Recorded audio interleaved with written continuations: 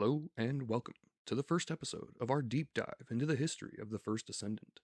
This is effectively a re-upload from my main channel, however, these videos have been buried by the algorithm due to my regular uploads on completely random and unrelated topics and feels out of place from my typical low-effort content. So I decided to make a new channel, specifically for this more researched and concise content so it is easier to find and less likely to get buried by the randomness on my main channel. If you do enjoy this and would like more, please give it a like, slap the crap out of that subscribe, leave a comment to appease the god of engagement, and come back for the next one. So, without further ado, let's dive in.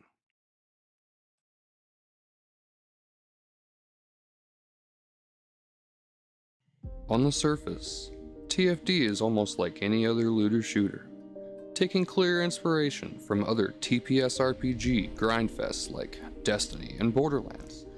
Using much the same looting and social structures as Destiny, with its tower-like social nexus, and many gameplay and story arc inspirations from Borderlands, as well as even some anime themes from things like Ghost in the Shell, Sailor Moon, and Neon Genesis Evangelion, just to name a few. It's easy to write it off as just another gratuitous gotcha with enough TNA to put any 13-year-old into a coma, but today I would like to take a deep dive into the surprisingly rich history and well-developed lore that Nexon has crafted for this next-gen looter shooter.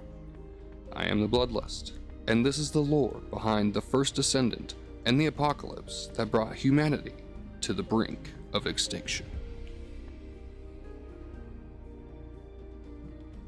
Please leave a comment, drop a like, and follow for more.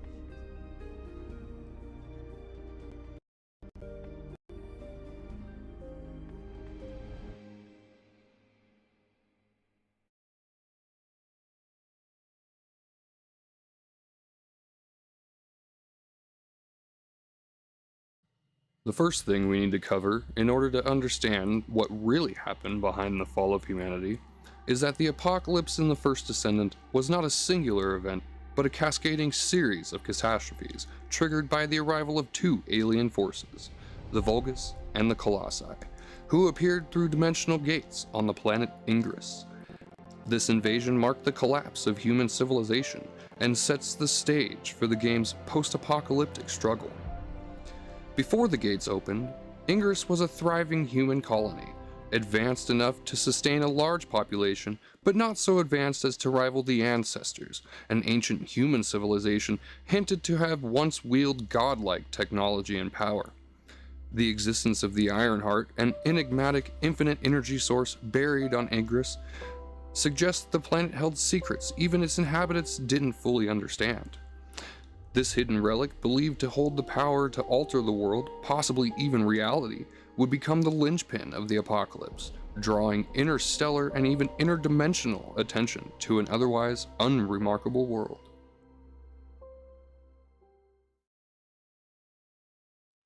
The apocalypse began with the sudden appearance of dimensional gates, rifts in space-time that connected Ingress to unknown regions of the universe.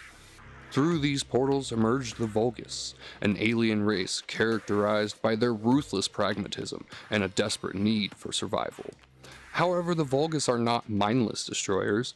Their invasion is a calculated campaign to seize the Ironheart, which they believe can save their dying empire.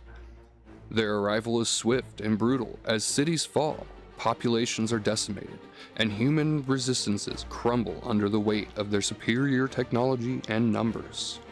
The Vulgus brought with them a hierarchy of forces, foot soldiers, commanders like Karel, a key figure in the Vulgus invasion, as well as one of the motivators in their campaign for the Ironheart, and the Magisters, a scientific elite whose role in the invasion initially aligned with their empire's goals, until their search for power outweighed their thirst for enlightenment.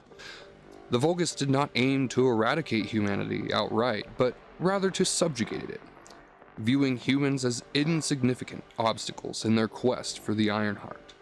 This cold, utilitarian approach amplified the horror of the apocalypse. Humanity wasn't even worth annihilating, just trampling.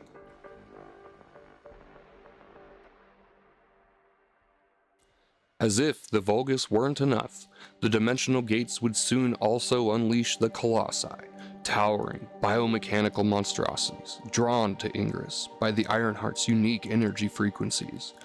Unlike the Vulgus, the Colossi lack clear intent or known communication. They are simply forces of nature, embodying raw, emotionless destruction. Their origins are murky, but the cryptic reports suggest they are cursed or bound to the Ironheart in some metaphysical way, compelled to seek them out regardless of the consequences. The Colossi's arrival escalated the apocalypse into a full-blown extinction event. Where the Vulgus waged war with strategy and intent, the Colossi brought chaos, leveling landscapes, crushing settlements, and leaving nothing but rubble in their wake. Their presence turns Ingress into a fractured hellscape, with humanity caught between the Vulgus' calculated aggression and the Colossi's indiscriminate wrath. The dual nature of this invasion, alien intellect versus alien instinct, creates a uniquely bleak outlook for the future of Ingress and its peoples.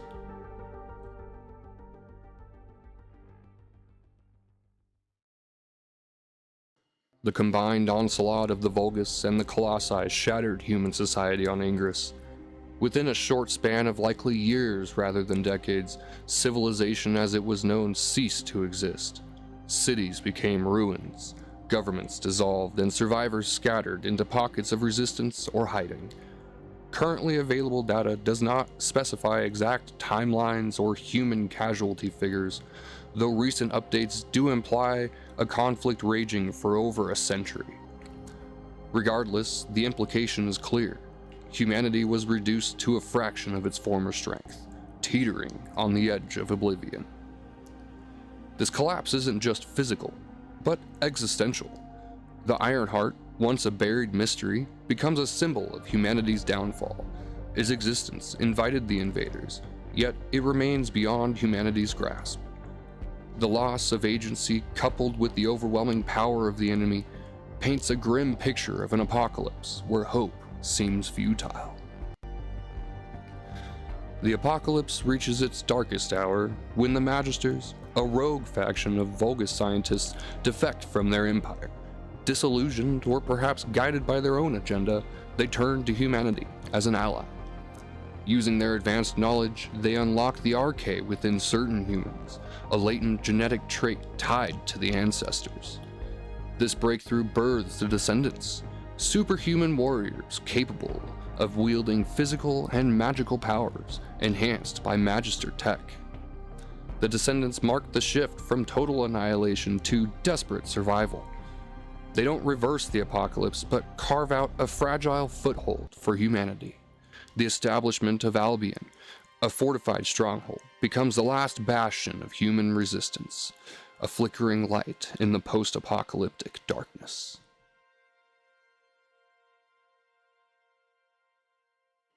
Now, over a century after the initial invasion, the apocalypse scars define Ingress. The planet is a patchwork of wastelands, contested zones, and Vulgus-controlled territories. The Colossi roam as persistent threats, while the Vulgus, under Corell's leadership, press their campaign for the Ironheart. Humanity survives in Albion and scattered outposts, reliant on the descendants to hold the line. The apocalypse isn't a static event in history, it is an ongoing nightmare, demanding the attention of every waking moment spent by the remnants of humanity. The dimensional gates remain a looming mystery, their purpose and origins unresolved. The Ironheart's power tantalizes all factions, promising salvation or domination, yet it eludes everyone. The Colossi's cryptic curse subtly hints at deeper cosmic forces at play, possibly tied to the ancestors, whose legacy haunts the descendants like a ghost.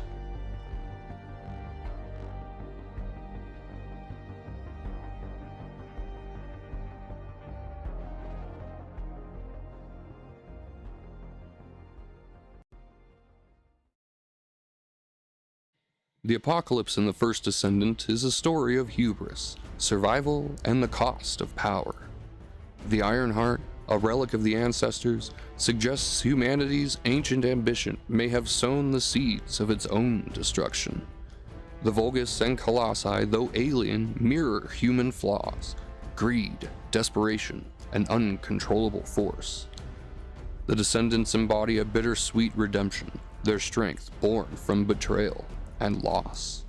This deep dive reveals an apocalypse that's both a cataclysmic event and a persistent state of being. Ingress isn't just a world that fell, it's a world still falling, where every battle pushes back the inevitable, or possibly hastens its arrival.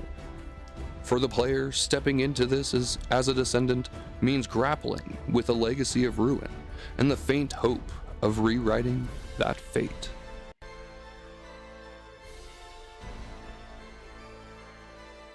This concludes part 1 of our deep dive of the rich history behind the first Descendant.